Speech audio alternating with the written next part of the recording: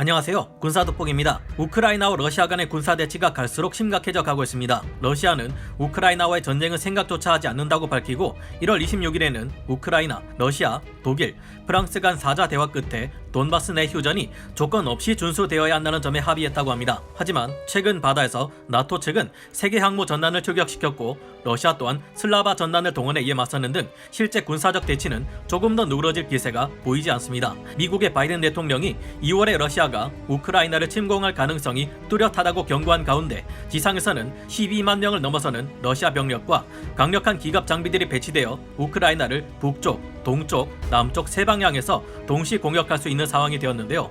이제는 러시아의 첨단 방공 미사일인 S-400 운용포대가 벨라루스 지역에 배치되고 수호이 35 전투기 12대, 판치레스 공중방어 시스템까지 연합훈련에 투입되는 등 날이 갈수록 상황은 심각해져만 가고 있습니다. 인테르팍스 통신에 따르면 이에 영국 공군의 장거리 대형 수송기인 C-17 글로브마스터 3를 통해 일주일 사이에만 8차례 우크라이나 지역으로 무기와 장비들이 공급되는 등 나토 측의 전력도 갈수록 증강되고 있는데요. 당장 전쟁이 발발하지 않더라도 혹시나 이번 사건을 계기로 나토 측과 러시아 측의 관계가 냉전 당시와 비슷하게 흘러간다면 양측은 또다시 막대한 군사력 증강 경쟁을 벌이게 되지 않을까 우려되고 있습니다. 그렇다면 현재 노르웨이에 수출될 가능성을 보이고 있는 우리나라의 K2 표전차 군단이 가까운 미래에 러시아의 최신의 전차 T-14 아르마타 군단과 맞서 전투를 치르게 될지도 모르겠는데요. T-14 아르마타 전차는 말도 많고 탈도 많지만 어쨌거나 러시아가 자랑하는 가장 강력한 최신의 전차임에는 틀림없습니다. 우리가 독자 개발한 최신의 3.5세대 주력 전차이자 세계 최강급의 전차로 불리는 K2 표전차는 세계 2위 군사 강국이자 전차 강국 러시아의 T-14 아르마타에 맞서 우위를 점할 수 있을까요? 지금부터 알아보겠습니다. 전문가는 아니지만 해당 분야의 정보를 조사 정리했습니다. 본의 아니게 틀린 부분이 있을 수 있다는 점 양해해 주시면 감사하겠습니다. 명품 전차 레오파르트 2A7을 누르고 유럽을 뒤덮게 될 한국의 K2 표전차. 현재 우크라이나와 러시아의 대치는 곧 나토 연합과 러시아의 군사적 대치로 이어지고 있는 만큼 우리 한국으로부터 K2NO 전차를 도입하려고 있는 노르웨이 또한 러시아와 충돌할 가능성이 있을 겁니다. 노르웨이는 과거 소련의 군사적 위협에 대항하기 위해 나토에 가입했고 2000년대 이후 러시아의 군사적 위협이 강해지자 노르웨이 측은 미국과 협력함은 물론 미군과 영국군의 주둔을 허용하게 되는데요. 러시아 측도 이에 폭격기를 보내면서 정찰 대행을 하는 등 노르웨이와 러시아의 관계 또한 우크라이나 사태로 더욱 악화될 가능성이 존재하는 것으로 보여집니다. 현지 시각으로 2022년 1월 19일 러시아 매체 라이프에서는 흥미로운 분석을 내놓았는데요. 이 기사에서는 만약 노르웨이 측이 우리에게서 K2NO 전차를 도입하게 된다면 장차 우리의 주력 전차 K2표 전차들이 나토에서 주요 기갑 전력으로 쓰이고 있는 독일의 레오파르트 2 전차를 대체하게 될 것이라 추정했습니다. 러시아의 기갑 전력과 맞서려 한다면 러시아 측도 자신들이 자랑하는 최신의 전차 T-14 아르마타를 들고 나올 텐데요. 라이프에서는 K2표 전차는 숨어서 적의 사각지대에서 사격이 가능한 최첨단 전차이기 때문에 T-14 아르마타를 위협하는 강적이 될 것이라 분석하고 있습니다. 결코 만만히 볼 수 없는 T-14 아르마타 전차의 강점들. T-14 아르마타 전차에서 크게 눈에 띄는 설계는 우선 강력해진 방어력입니다. T-14는 승무원들을 모두 포탑 아래에 있는 차체로 몰아넣고 장갑 또한 차체 부분에 크게 집중시키고 있는 구조인데요.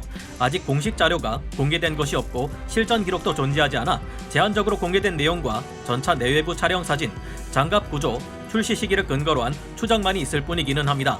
하지만 기존 소련의 주력 전차들에 비해 중량이 10톤가량 증가한 T-14 아르마타 전차의 차체 전면 장갑은 한눈에 보아도 눈에 띌 정도로 증가했는데요. 반응 장갑은 전차의 외부에 주렁주렁 부착되어 있는 이런 것들을 말하는데 마치 샌드위치처럼 안에 폭약이 들어있는 구조를 띠고 있습니다. 이걸 전차의 장갑에 붙여놓으면 적의 포탄이 반응 장갑에 부딪힐 때 안에 있는 화약이 터지면서 적 포탄을 밀어내게 되는데요. 덕분에 반응 장갑의 증설만으로 전차는 증가된 방어력을 보장받게 됩니다. 그런데 T-14는 보시다시피 여기에 신형 말라킷 반응 장갑을 이런 화살표 모양으로 크게 설치해 놓았는데요. 반응 장갑을 이렇게 주 전면 장갑과 간격을 두고 설치하면 장갑 위에 바로 반응 장갑을 붙이는 것보다 훨씬 큰 방어력을 가지게 합니다. 이 반응 장갑의 두께와 구조, 출시된 시기를 고려할 때 서방의 최신형 날개 안정 분리 철갑탄을 막아낼 수 있을 것으로 보입니다. 차체 내부 격벽을 설치하여 승무원 구획 자체를 캡슐 형태로 만들어 다른 구역과 분리한 설계를 적용하여서 차체 중단 자동 장전 장치 탄약고가 유폭하더라도 승무원의 안전을 어느 정도 보장할 수 있게 되었다는 것도 장점입니다. T-14의 또 다른 장점은 강력한 화력입니다. K2표 전차가 120mm 활강포를 사용하는 것에 비해 T-14 아르마타는 125mm 2AAD2 M1 주포를 장착하고 있는데요. 포탑에 사람이 없어서 자동 장전 장치의 크기가 커졌고 덕분에 관통자가 상당히 길어 관통력이 증가된 날탄을 사용할 수 있습니다. 특히 눈에 띄는 부분은 3UBK 21 스프린터 ATGM-4 발사 미사일로 서방 전차들이 감당할 수 있는 최대 교전거리의 두세 배 거리인 12km까지 교전이 가능하다는 것인데요. 추후 나토 진영의 전차들이 140mm 활강포를 개발한다는 소식을 듣고 러시아는 그보다 더욱 화력이 강한 152mm 활강포를 개발하고 있습니다. 그래서 추후 T-14 아르마타의 포탑은 152mm 활강포로 주포를 교체할 수도 있다고 드미트리 로고진 러시아 부총리가 밝혔는데요. CHTZ에서 개발된 1500마력 12H360 공랭식 디젤 엔진 덕분에 기존 전차들의 1000마력급보다 높아진 1500마력급 엔진을 가졌다는 것도 T-14의 장점입니다. 기동력이 증가한 T-14 전차는 러시아군 최초로 피봇 턴이 가능한데요. 시속 40km로 달리며 포탑을 빙글빙글 돌릴 정도입니다. 이게 보기에는 사실 웃겨 보여도 교전 시 대응 능력이 굉장히 발전한 것으로 평가되고 있습니다. K2가 T-14 아르마타에 비해 결정적으로 유리한 이유들, 여러모로 T-14 전차는 크게 발전한 장점들에 힘입어 강력한 차세대 전차가 될 것으로 추정되고 있지만 우리 한국의 K2표 전차는 충분히 T-14 아르마타를 능가하는 장점들을 가지고 있습니다. 현재 노르웨이 현지에서 테스트를 진행 중인 K2NO 전차는 전차 강국 독일의 레오파르트 2A7 전차보다 압도적인 기동력을 보여주고 포신을 돌리는 속도도 빨라서 대응 능력이 뛰어남을 과시하고 있는데요. 2022년 1월 19일 보도된 러시아의 군사 전문 매체 라이프의 기사에서 언급한 K2표 전차의 장점을 요약하면 다음과 같습니다. 첫째, 적 전차에게서 공격받을 위험이 낮은 곳에 숨어서 쏠 수 있게 만드는 반능동 암 내장형 유기압 편수 장치 ISU입니다. 이 때문에 라이프에서는 K2표 전차를 구석에 숨어 사격할 수 있는 세계에서 가장 은밀한 전차라 이야기하고 있는데요. 우리 군의 K2표 전차는 적을 북쪽으로 상정하고 있는 만큼 산악지대에서 전투를 대비해 높은 곳에서도 낮은 곳을 타격할 수 있도록 일명 무릎 꿇기 동작을 할 수 있는 것으로 유명하죠. 그런데 이 장비의 능력을 낮은 평원지대에서도 발휘할 방법이 있습니다. 전장에서 생겨날 수밖에 없는 움푹 파인 지형에 들어가 유기압 편수 장비를 이용해 바짝 엎드린 채 적의 집중 포화를 피하는 것이죠. 또한 엄폐물이 있을 경우 K2표 전차는 사각지대에 숨은 채 유기압 편수 장치를 이용해 한쪽만 무릎을 꿇은 상태를 만들 수 있습니다. 이렇게 하면 엄폐물을 낀 보병이 고개를 빼꼼 내밀어 전장을 살피는 것처럼 적이 발견하기 어려운 장소에서 적을 은밀하게 찾아낼 수 있습니다. 이 같은 방식의 사격은 실제 K2표 전차가 실전 배치되기 이전 시연에 보여준 적이 있는 방식이라는 것을 러시아 매체는 잘 알고 있었습니다. 둘째, 타의 추종을 불허하는 엄청나게 정확한 사격 능력입니다. 이 부분에서 K2표 전차와 T-14 아르마타 전차의 능력이 크게 갈릴 것으로 보이는데요. K2표 전차는 빠르게 기동하는 도중에도 빠르게 움직이고 있는 목표물에 사격을 가해 정확하게 명중시킬 수 있습니다. K2표 전차에는 목표물의 미래 위치를 정확히 계산해 자동으로 포를 조준해 주는 것은 물론 격발 장치의 조작 없이도 스스로 포를 발사해 적을 타격하는 놀라운 수준의 사격 통제 장치를 가지고 있습니다. 여기에 더해 기동 사격 중 오차를 줄여주는 동적 포구 감지기 또한 갖추고 있죠. 또한 세계 최초로 적용된 동적 궤도 장력 조절기 DTTS와 앞서 언급된 유기압 편수 장치 또한 명중률에 영향을 미칩니다. DTTS는 전차 궤도의 순간 장력을 측정하고 일정하게 조절해 전차의 궤도가 쉽게 이탈하지 않도록 막아주는 장치인데요. 이 장치는 컴퓨터와 유기압 제어 장치를 통해 궤도 장력을 항상 최적의 상태로 유지시켜주는데 전장에서 K2표 전차의 운용 안정성을 높여줄 뿐만 아니라 K2표 전차가 험지를 빠르게 이동할 때도 흔들림을 극적으로 줄여줍니다.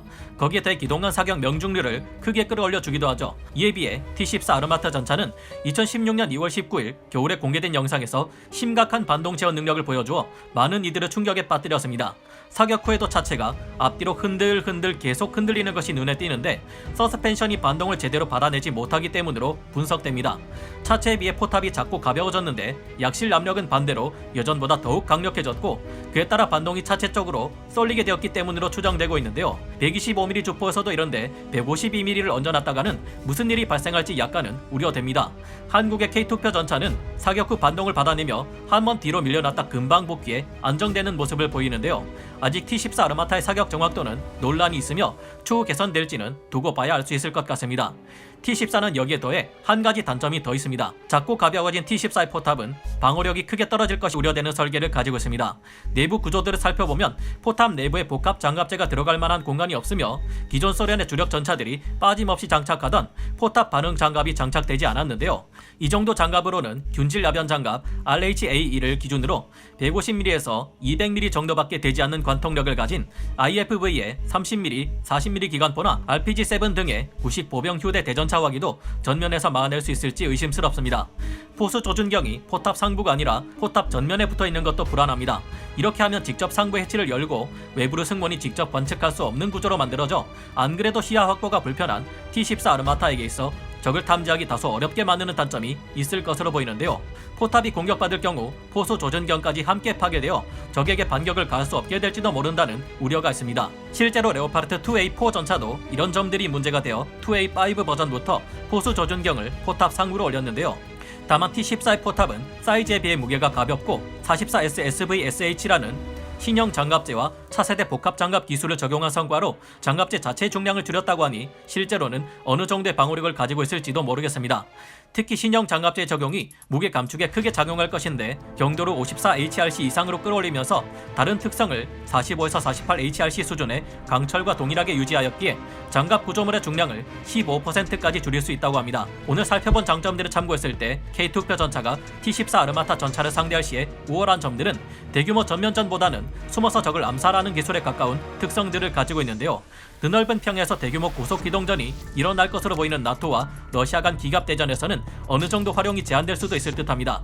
하지만 예상치 못한 상황에서 기습을 통해 치고 빠지며 T-14 아르마타 군단의 전력의 힘을 약화시키는데 큰 역할을 할 수 있지 않을까 생각해보게 되는데 여러분의 생각은 어떠신가요? 의외로 러시아의 군사 매체인 라이프에서는 K2표 전차의 가격이 높아서 수출 시장에서 불리할 수 있다고 지적하는 모습을 보았습니다. 다음에 기회가 된다면 K2표 전차와 T-14 아르마타 전차를 수출 시장의 유리함 측면에서 살펴볼 수도 있을 것 같습니다. 오늘 군사 돋보기 여기서 마치고요. 다음 시간에 다시 돌아오겠습니다. 감사합니다. 영상을 재밌게 보셨다면 구독, 좋아요, 알림 설정 부탁드리겠습니다.